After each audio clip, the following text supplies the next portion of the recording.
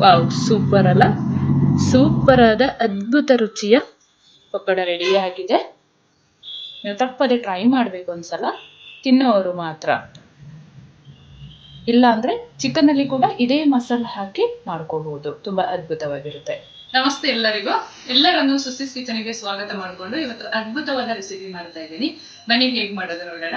ನಾನು ಇವತ್ತು ಪೋರ್ಕ್ ಪಕೋಡ ಮಾಡ್ಕೊಳ್ತಾ ಇದ್ದೀನಿ. ನೋಡಿ, ಈ ತರದಲ್ಲಿದೆ. ಇದನ್ನೆಲ್ಲ ಚಂದ ಸಣ್ಣದಾಗಿ ಪೀಸ್ ಮಾಡ್ಕೋಬೇಕು. ಪಕೋಡ ಮಾಡ್ಕೊಳ್ಳಲು ತುಂಬಾ ಚೆನ್ನಾಗಾಗುತ್ತೆ ಇದು. ನೀವು ಇದನ್ನ ಮಿಕ್ಸಿ ಮಾಡ್ಕೊಂಡ್ರೂ ಆಗುತ್ತೆ. ಒಂದು ರೌಂಡ್ ತಿರುಗಿಸ್ಕೊಂಡ್ರೆ ಆಯಿತು. ನಾ ಇಲ್ಲಿ ಕೈಯಲ್ಲೇ ಪುಡಿ ಮಾಡ್ಕೊಳ್ತಾ ಇದ್ದೀನಿ. ನಾನು ಇಲ್ಲಿ 250 ಗ್ರಾಮ್ ಅಷ್ಟು ಪೋರ್ಕ್ ಪೇಸ್ಟನ್ನು ತೊಗೊಂಡಿದ್ದೀನಿ. ಈ ಥರ ನೋಡಿ, ಈ ಹದದಲ್ಲಿ ಪುಡಿ ಮಾಡಿಕೊಂಡ್ರೆ ಆಯಿತು. ಅವರು ಕೈಮಾ ಥರ ಕಟ್ ಮಾಡಿ ಇದನ್ನೇ ಇಟ್ಟಿರ್ತಾರೆ. ಇವಾಗ ಪೋರ್ಕ್ ಪಕೋಡ ಮಾಡ್ಕೊಳ್ಳೋದು ಏನೇನು ಸಾಮಗ್ರಿ ಬೇಕು ನೋಡೋಣ. 1 ಚಮಚ ಜೀರಿಗೆ ಪೌಡರ್ನ ಹಾಕೊಳ್ತಾ ಇದ್ದೀನಿ. ರುಚಿಗೆ ತಕ್ಕಷ್ಟು ಉಪ್ಪು ಪೌಡರ್ನ ಹಾಕೊಳ್ತಾ ಇದ್ದೀನಿ. ಅರ್ಧ ಚಮಚ ಹಳದಿ ಪೌಡರ್, ರುಚಿಗೆ ತಕ್ಕಷ್ಟು ಅಚ್ಕಾರದ ಪೌಡರ್ನ ಹಾಕೊಳ್ತಾ ಇದ್ದೀನಿ. ನಿಮ್ಮ ಖಾರಕ್ಕೆ ಅನುಗುಣವಾಗಿ ನೀವು ನೋಡ್ಕೊಂಡು ಹಾಕೊಳ್ಳಿ. 1 ಚಮಚ ಗರಂ ಮಸಾಲ ಪೌಡರ್, ಒಂದು 1/4 ಟೇಬಲ್ ಸ್ಪೂನ್ ಅಷ್ಟು ಕಾಳು ಮೆಣಸಿನ ಪೌಡರ್, ಒಂದು ಅರ್ಧ ಟೀ ಸ್ಪೂನ್ ಅಷ್ಟು ಶುಂಠಿ ಪೌಡರ್ ಅನ್ನು ಹಾಕೊಳ್ತಾ ಇದ್ದೀನಿ. ಒಣ ಶುಂಠಿಯನ್ನು ಯೂಸ್ ಮಾಡ್ತಾ ಇದ್ದೀನಿ ನಾನು.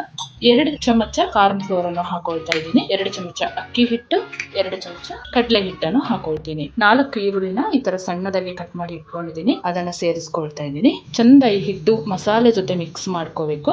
ಈರುಳ್ಳಿ ನೀರಲ್ಲೇ ಸ್ವಲ್ಪ ಮಿಕ್ಸ್ ಮಾಡ್ಕೊಂಡು ಆಮೇಲೆ ಸ್ವಲ್ಪ ನೀರು ಹಾಕೊಂಡು ಆಯ್ತು. ಒಂದು 2 ಚಮಚದಷ್ಟು ಕೊತ್ತಂಬರಿ ಸೊಪ್ಪನ್ನು ಕಟ್ ಮಾಡಿ ಇಟ್ಕೊಂಡಿದ್ದೀನಿ. ಅದನ್ನ ಸೇರಿಸ್ಕೊಳ್ತಾ ಇದ್ದೀನಿ. ಈರುಳ್ಳಿ ನೀರೇ ಸ್ವಲ್ಪ ಬಿಟ್ಕೊಳ್ಳುತ್ತೆ ಅಲ್ಲ, ಹಾಗಾಗಿ ಬೇರೆ ನೀರು ಹಾಕೊಳ್ಳೋದು ಬೇಡ. ಬೇಕಾದ್ರೆ ಸ್ವಲ್ಪ ಹಾಕೊಳ್ಳೋಣ. ಉಪ್ಪು ಖಾರ ಎಲ್ಲ ಬೇಕಿದ್ರೆ ಈ ಹದದಲ್ಲಿ ನೋಡಿ ಹಾಕೊಳ್ಳಿ. ನಾನು 1 ನಿಂಬೆ ಹಣ್ಣಿನ ರಸ ಕೂಡ ಹಾಕೊಂಡು ಕಲಿಸ್ಕೊಳ್ತೀನಿ. ಅದು ಕೊನೆಯದಾಗಿ ಹಾಕೊಳ್ಳೋಣ. ನೋಡಿ, ಇದೇ ನೀರು ಸಾಕಾಗೋ ಥರನೇ ಇದೆ. ಇನ್ ಕೇಸ್ ಸ್ವಲ್ಪ ತೆಳ್ಳಗಾಯಿತು ಅಂತ ಹೇಳಿದರೆ ಸ್ವಲ್ಪ ಕಾರ್ನ್ ಫ್ಲೋರ್ ಅಥವಾ ಕಡಲೆ ಹಿಟ್ಟನ್ನು ಹಾಕೊಳ್ಬೋದು.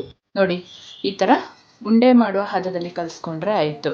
ಈ ಥರ ಉಂಡೆ ಮಾಡಿ ಬೋಂಡ ಥರ ಕೂಡ ಮಾಡ್ಕೋಬೋದು, ಅಥವಾ ಬಿಡಿಯಾಗಿ ಪಕೋಡ ಥರ ಕೂಡ ಹಾಕೋಬಹುದು. ನಾನು ನೀರು ಹಾಕೊಂಡಿಲ್ಲ, ಇನ್ನು ನಿಂಬೆ ರಸ ಕೂಡ ಹಾಕೋಬೇಕು. ಅವಾಗ ಕರೆಕ್ಟಾಗಿ ರೆಡಿ ಆಗುತ್ತೆ. ಎಣ್ಣೆ ಬಿಸಿ ಆಗೋಷ್ಟರಲ್ಲಿ ಸಣ್ಣ ಸಣ್ಣದಾಗಿ ಈ ಥರ ಬಾಲ್ ಮಾಡಿ ಇಟ್ಕೊಂಡಿದ್ದೀನಿ. ತೀರಾ ದೊಡ್ಡದು ಮಾಡ್ಕೊಳಕ್ಕೆ ಹೋಗಬೇಡಿ. ಈ ಥರ ಮಾಡಿ ಇಟ್ಕೊಂಡ್ರೆ ಆಯಿತು. ಪಕೋಡ ಮಾಡ್ಕೊಳ್ಳೋದು ಒಂದು ಬಾಣಲೆ ಬಿಸಿ ಇಟ್ಕೊಂಡಿದ್ದೀನಿ. ಸ್ವಲ್ಪ ಕಡಿಮೆ ಎಣ್ಣೆನೆ ಹಾಕೊಳ್ಳೋಣ. ಈ ಎಣ್ಣೆನೆ ಮತ್ತೆ ಯಾವುದಕ್ಕೂ ಬಳಸೋಕ್ಕಾಗಲ್ಲ, ಹಾಗಾಗಿ ಎಷ್ಟು ಬೇಕಷ್ಟು ಎಣ್ಣೆ ಮಾತ್ರ ಹಾಕೊಳ್ತೀನಿ. ಎಣ್ಣೆ ಕಾದಿದೆಯಾ ಅಂತ ಚೆಕ್ ಮಾಡೋಕ್ಕೆ ಒಂದು ಉಂಡೆ ಹಾಕೊಂಡಿದ್ದೀನಿ. ಎಣ್ಣೆ ಕಾದಿದೆ. ಈ ಉಂಡೆನ ಹಾಕಿದ ತಕ್ಷಣನೇ ನೀವು ಉಲ್ಟಾ ಮಾಡಕ್ಕೆ ಹೋಗಬೇಡಿ. ಒಂದು ಸ್ವಲ್ಪ ಹೊತ್ತು ಬಿಟ್ಟ ಮೇಲೆ ಈ ಥರ ಉಲ್ಟಾ ಮಾಡಿಕೊಂಡ್ರೆ ಆಯಿತು. ತುಂಬ ಜನರು ಇದೇ ತಪ್ಪು ಮಾಡ್ತಾರೆ. ಹಾಕಿದ ತಕ್ಷಣ ಪಕೋಡ ಬೋಂಡ ಯಾವುದೇ ಆಗಿರಲಿ, ವಡೆ ಆಗಿರಲಿ, ಹಾಕಿದ ತಕ್ಷಣ ಸ್ಪೂನ್ ಹಾಕ್ತಾರೆ. ಅವಾಗೆಲ್ಲ ಅದು ಕದರಿಗೆ ಹೋಗುತ್ತೆ. ಆ ಥರ ಮಾಡಕ್ಕೆ ಹೋಗಬಾರ್ದು. ಹಾಕಿ ಒಂದು 2 ನಿಮಿಷ ಆದಮೇಲೆ ಉಲ್ಟಾ ಮಾಡಿ ಬೇಯಿಸ್ಕೊಳ್ಬೇಕು. ಉರಿ ಮಾಡಿಕೊಂಡು ಉಂಡೆಗಳನ್ನು ಹಾಕೊಳ್ಳೋಣ. ನಾನಲ್ಲಿ 30 ಉಂಡೆ ಮಾಡ್ಕೊಂಡಿದ್ದೀನಿ ಇವತ್ತು. ತೀರಾ ಜಾಸ್ತಿನೂ ಹಾಕಕ್ಕೆ ಹೋಗಬೇಡಿ, ಯಾಕೆಂದರೆ ನಾನು ಕಡಿಮೆ ಎಣ್ಣೆ ಹಾಕೊಂಡಿದ್ದೀನಲ್ವಾ, ಎಣ್ಣೆ ವೇಸ್ಟ್ ಆಗುತ್ತೆ ಅಂತ. ಮಧ್ಯಮ ಉರಿ ಮಾಡ್ಕೊಳ್ಳಿ. ಹೈ ಫ್ಲೇಮ್ ಇಟ್ಕೊಂಡ್ರೆ ಹೊರಗಡೆ ಎಲ್ಲ ಬೆಂದಾಗಿ ಇರುತ್ತೆ, ಮಧ್ಯದಲ್ಲಿ ಬೆಂದಿರಲ್ಲ. ಸೊ ಹಾಗಾಗಿ ಕಡಿಮೆ ಉರಿ ಮಾಡಿಕೊಂಡು ನಿಧಾನವಾಗಿ ಬೇಯಿಸ್ಕೊಳ್ಳೋಣ. ಈ ವಡೆ ಥರ ಕೂಡ ಬೇಕಾದರೂ ಮಾಡ್ಕೋಬಹುದು. ನೋಡಿ, ಈ ಥರ ವಡೆ ಥರ ತಟ್ಕೊಳ್ಳೋಣ. ನೋಡಿ, ಈ ಥರ ಆರಾಮಾಗಿ ತಳ ಬಿಟ್ಟು ಬರ್ತಾ ಇದೆ. ಇವಾಗ ಎಲ್ಲವನ್ನು ಉಲ್ಟಾ ಮಾಡಿ ಚಂದ ತಿರುಗಿಸ್ಕೊಂಡು ಬೇಯಿಸ್ಕೊಳ್ಬೇಕು. ಚಂದ ಬೇಯಬೇಕು. ಇದು ಮೀಟ್ ಹಾಕಿರೋದ್ರಿಂದ ಇದು ಚೆನ್ನಾಗಿ ಬೇಯ್ಕೊಳ್ಬೇಕು ಮಧ್ಯಮ ಉರಿಯಲ್ಲಿ. ನೀವು ಬೇಕಿದ್ರೆ ಚಿಲ್ಲಿ ಪೌಡರ್ ಬೇಡ ಅಂತ ಹೇಳಿದರೆ ಹಸಿರು ಮೆಣಸಿನಕಾಯಿ ಕೂಡ ಹಾಕೊಂಡು ಮಾಡ್ಕೋಬಹುದು. ಪೇಸ್ಟ್ ಮಾಡಿ ಬೇಕಿದ್ರೆ ಹಾಕೊಳ್ಬೋದು, ಇಲ್ಲ ಸಣ್ಣದಾಗಿ ಕಟ್ ಮಾಡಿ ಕೂಡ ಇದಕ್ಕೆ ಹಾಕೊಂಡು ಹೀಗೆ ಮಾಡ್ಕೋಬಹುದು. ಬಹಳ ರುಚಿಯಾಗಿರುತ್ತೆ.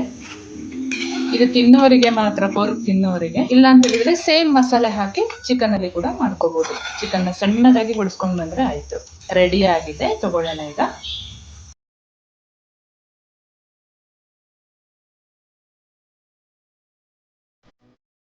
ಇನ್ನೊಮ್ಮೆ ಕೂಡ ಸೇಮ್ ಒಂದು ಮೆಥಡಲ್ಲಿ ಹಾಕೊಳ್ಳೋಣ. ನಾನು ಇವಾಗ ವಡೆ ಮಾಡಿ ಇಟ್ಕೊಂಡಿದ್ನಲ್ವಾ, ಅದನ್ನ ಹಾಕೊಳ್ತಾ ಇದ್ದೀನಿ.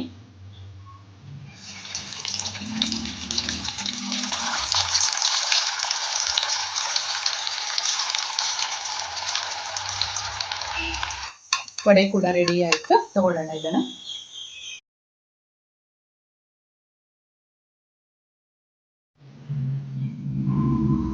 ವಾವ್, ಸೂಪರ್ ಅಲ್ಲ?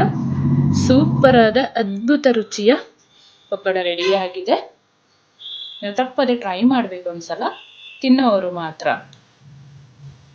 ಇಲ್ಲ ಅಂದ್ರೆ ಚಿಕನ್ ಅಲ್ಲಿ ಕೂಡ ಇದೇ ಮಸಾಲೆ ಹಾಕಿ ಮಾಡ್ಕೋಬಹುದು, ತುಂಬಾ ಅದ್ಭುತವಾಗಿರುತ್ತೆ.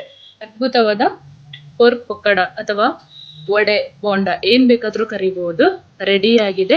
ನೀವು ನಿಮ್ಮ ಮನೆಯಲ್ಲಿ ತಿನ್ನುವವರು ತಪ್ಪದೆ ಒಂದ್ಸಲಿ ಟ್ರೈ ಮಾಡಿ, ಅದ್ಭುತವಾಗಿರುತ್ತೆ, ತುಂಬಾ ಚೆನ್ನಾಗಿರುತ್ತೆ ಮಾತ್ರ. ಹಾಗೇನೆ ಈ ರೆಸಿಪಿ ಇಷ್ಟ ಆದಲ್ಲಿ ಒಂದು ಲೈಕ್ ಮಾಡಿ, ನಿಮ್ಮ ಫ್ರೆಂಡ್ಸ್ ಅಂಡ್ ಫ್ಯಾಮಿಲಿ ಜೊತೆ ಶೇರ್ ಮಾಡ್ಕೊಳ್ಳಿ. ನೀವು ಶೇರ್ ಮಾಡ್ಕೊಂಡ್ರೆ, ನನಗೆ ಕಮೆಂಟ್ ಮಾಡಿದ್ರೆ ಇನ್ನೂ ಹೆಚ್ಚು ಹೆಚ್ಚು ವಿಡಿಯೋಗಳನ್ನು ಮಾಡಲು ಹುಮ್ಮಸ್ಸು ಬರುತ್ತೆ. ಹಾಗೆ ಪಕ್ಕದಲ್ಲಿರುವ ಬೆಲ್ ಬಟನ್ ಅನ್ನು ಕ್ಲಿಕ್ ಮಾಡಿಕೊಂಡು ಸಬ್ಸ್ಕ್ರೈಬ್ ಮಾಡ್ಕೊಳ್ಳಿ ಚಾನಲ್ನ. ಮುಂದೆ ಅದ್ಭುತವಾದ ರೆಸಿಪಿಯೊಂದಿಗೆ ಸಿಗ್ತೇನೆ. Thank you for watching.